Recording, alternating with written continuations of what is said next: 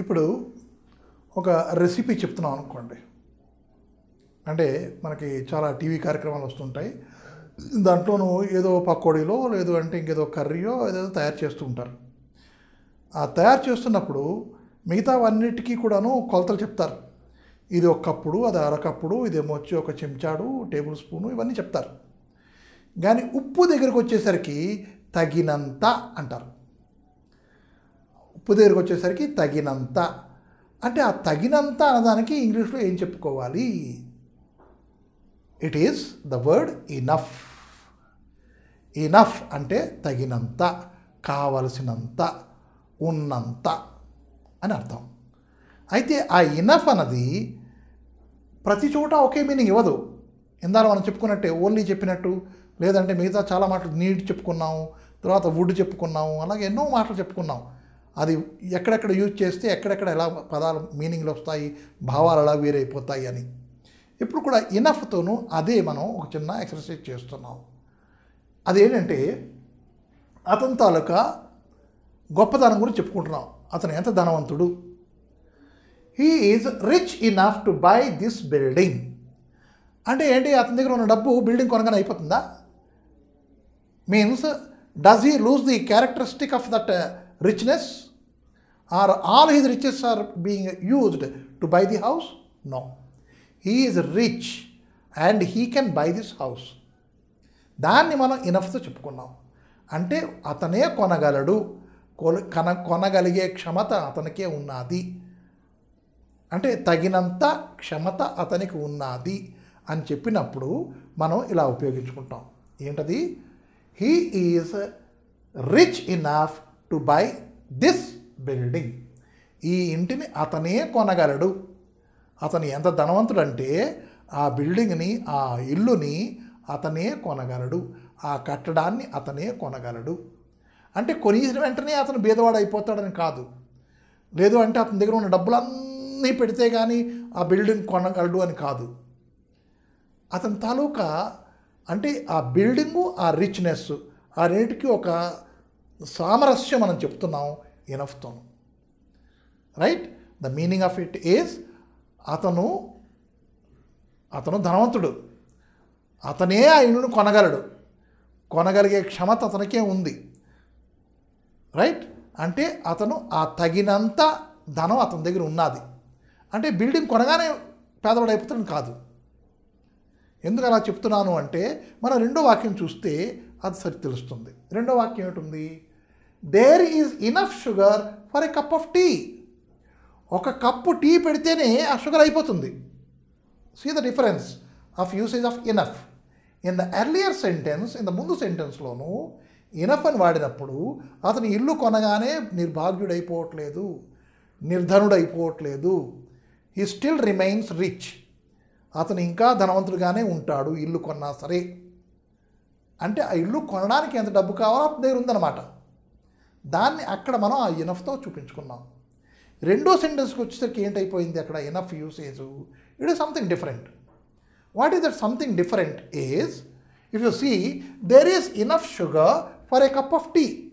ఒక cup tea తయారు చేసేసరికి ఇంట్లో ఉన్న షుగర్ ఖలాస్ అయిపోయింది, మరి లేదు, అంతే, తగినంత మాత్రమే ఉంది. అంటే ఇనఫ్ సాల్ట్, తగినంత ఉప్పు అని మనం ఇందాక చెప్పాను కదా, ఆ యూసేజ్ ఇది. ఇంత ముందు సెంటెన్స్లో ఆ యూసేజ్ కాదు. అతని తాలూకా కెపాసిటీ మనం మాట్లాడుకుంటున్నాం ఇనఫ్తోను. రెండో దాంట్లోనూ మన దగ్గర ఉన్న తగినంత అని చెప్పుకుంటున్నాం. మూడో వాక్యంకి రండి. Enough is enough, I don't want to hear anymore. ఇక విన్నది చాలు, జరిగింది చాలు అని మనం చాలా మాటలు చెప్పుకుంటాం. కోపంగా కానీ, లేదు అంటే ఒక చిన్న రిజిగ్నేషన్, అంటే ఇక ఏంట్రా ఈ జీవితం అన్నట్టు ఒక దీంట్లో ఒక భావనలోకి వచ్చేసామనుకోండి, అప్పుడు మనం జరిగింది చాలు అంటాం, విన్నది చాలు అంటాం, చదివింది చాలు అంటాం. ఆ చదివింది, విన్నది, ఖర్చు పెట్టింది ఇవి చాలు అని చెప్పినప్పుడు అప్పుడు ఇనఫ్ ఈజ్ ఇనఫ్ అని చెప్పుకుంటాం. ఖర్చు పెట్టింది, ఎంత ఖర్చు పెట్టామో అంత చాలు, ఎంత చదువుకున్నామో అంత చాలు, ఎంత చెప్పామో అంత చాలు. చూడండి ఆ మీనింగ్ తాలూకా ఇనఫ్ అని వాడినప్పుడు మీనింగ్ ఎట్లా చేంజ్ అవుతుందో చూడండి. Enough is enough, I don't want to hear anymore, నేను ఇంకేం వినదలుచుకోలేదు, విన్నది చాలు అని we have dismissed. We don't want others to speak and we have just stopped their mouths using enough is enough usage. ఇంకా మూడో యూసేజ్ వచ్చేసరికి నాలుగో యూసేజ్లోను this news is good enough. అక్కడ ఆ గుడ్ తాలూకా క్యారెక్టరిస్టిక్ చెప్తోంది ఇనఫ్తోను. ఈ న్యూస్ చాలా మంచి న్యూస్ అంటే కొంచెం ఆ మంచితనాన్ని మనం ఇంక్రీజ్ చేస్తున్నప్పుడు ఇనఫ్తో కూడా మంచితనాన్ని ఇంక్రీజ్ చేయొచ్చును. ఒక క్వాలిటీని మోర్ లెస్ అని ఓ రెండు క్వాలిటీస్ మనం చేర్చి దాన్ని మనం ఇంకా చెప్పచ్చును ఈజ్ మోర్ గుడ్ అని అంటే బెటర్ అన్నమాట. ద న్యూస్ ఈజ్ బెటర్ అని చెప్పకుండాను మనం ఏం చెప్తున్నాం, the news is good enough అంటే అందరికీ పంచుకునే విధంగా ఉంది, అందరికీ చెప్పే విధంగా ఉంది, అందరినీ ఆనందపరిచే విధంగా ఉన్నది ఆ న్యూస్. అలా చెప్పినప్పుడు, ఆ వాక్యాన్ని చెప్పినప్పుడు ది న్యూస్ ఈజ్ బెటర్ అని చెప్పేస్తే అయిపోదు, ఆ మీనింగ్ రావట్లేదు. ఆ మీనింగ్ రావాలి అంటే మనం ఏం చేయాలి, ఆ న్యూస్ తర్వాత గుడ్ రాసుకుని దాని తర్వాత ఇనఫ్ అని తగిలించాలి. The news is good enough. What for? To tell to everybody, to share with everybody, right? అంటే దుఃఖాన్ని సుఖాన్ని కూడా అందరితో పంచుకోమన్నాడు. ఆ పంచుకోవడానికి ఇది ఇనఫ్ అనమాట, good news. That is good enough, bad enough, tall enough, right? He is tall enough to reach that attic. అక్కడ ఉన్న అటకని అతను చేత్తో ఇలా ముట్టుకోగలడు, అంత పొడుగ్గా ఉన్నాడు.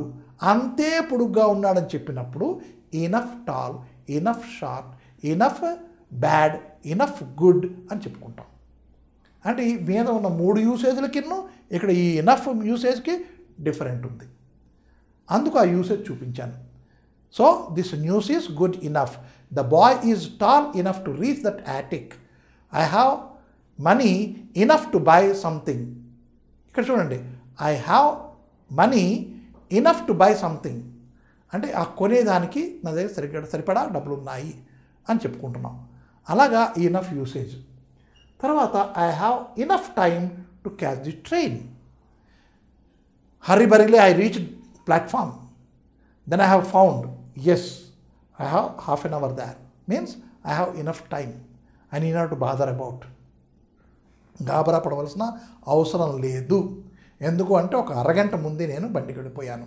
Enough time, I have some time in my hand to catch the train, to do something or to speak something, to teach something. I have enough time అంటే చాలా చక్కగా నా దగ్గర టైం ఉన్నది, సమయం ఉన్నది, ఐ కెన్ స్పేర్ అని చెప్పుకోవడానికి ఇనఫ్ టైం అని చెప్పుకుంటాం, స్పేర్ టైం లాగా. సో నా we have seen the usage of need, usage of only, usage of enough. If we use these words according to their context and in a proper manner, we can bring the beauty to the language. మనం ఆ లాంగ్వేజ్లో ఒక చిన్నటి ఒక బ్యూటీని మనం insert చేయగలం. ఏంటి? ఈ words యూసేజ్లో పట్టుకొచ్చి జాగ్రత్తగా ఏ వాక్యంలో ఎలాగ యూజ్ అవుతున్నాయి అని చూసుకొని మనం కానీ జాగ్రత్తగా మాట్లాడితే ఆ బ్యూటీ ఆటోమేటిక్గా అదే బ్యూటీ అయిపోతూ ఉంటుంది ఆ లాంగ్వేజ్ అన్నది. ఇతరులకి వినసొంపుగా ఉంటుంది, ఆ వీడు ఎంత చక్కగా మాట్లాడుతున్నారా, and automatically will be called as orators.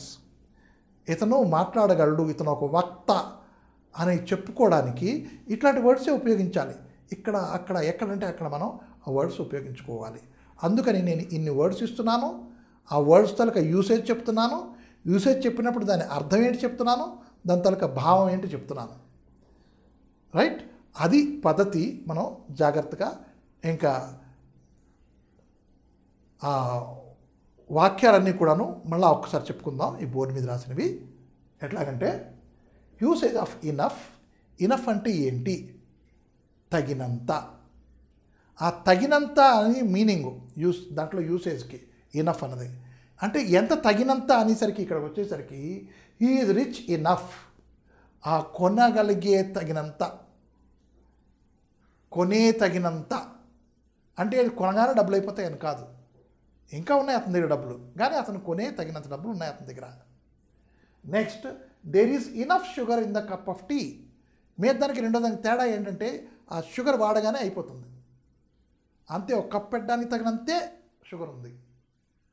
మూడో దాంట్లో తీసుకునేసరికి ఎనఫ్ ఈజ్ ఎనఫ్, అయిపోయిందయ్యా, విన్నాను చాలు, జరిగింది చాలు, చెప్పుకున్నది చాలు, తిట్టుకున్నది చాలు, కొట్టుకున్నది చాలు అని ఎప్పుడైతే మనం ఒక చిన్న ఫ్రస్ట్రేషన్కి వచ్చి చెప్పుకుంటామో ఆ దాంట్లో ఆ భావన వస్తుంది, ఎనఫ్ ఈజ్ ఎనఫ్, జరిగింది చాలు అని.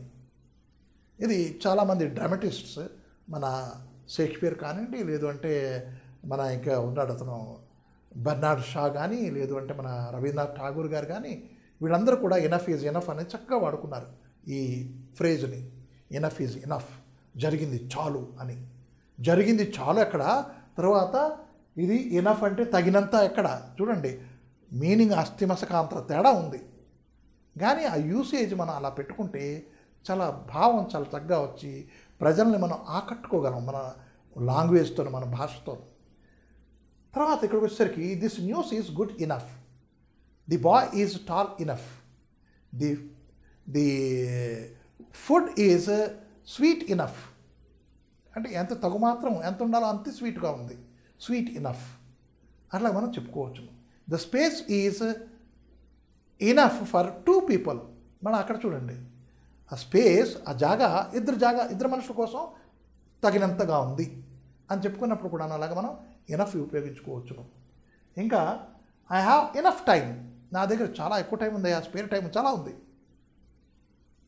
I can teach, I can run, I can do exercise, I can many things I can do, and in that I can catch the train. That way we are talking with enough.